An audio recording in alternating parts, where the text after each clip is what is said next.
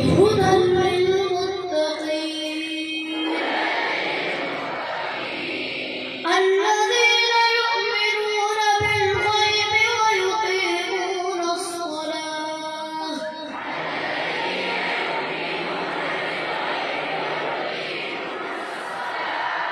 ويقيمون الصلاة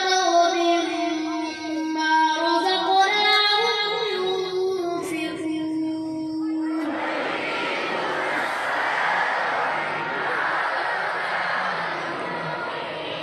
والذين يؤمنون بما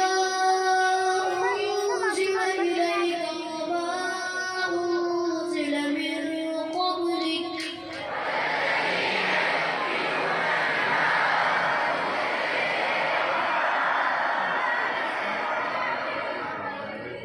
وبالآخرة هم يوقنون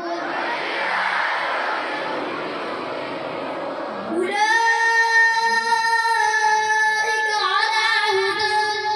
من ربهم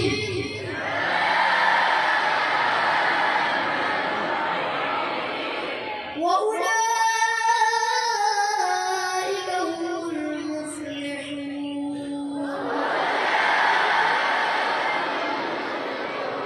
صدق الله العظيم.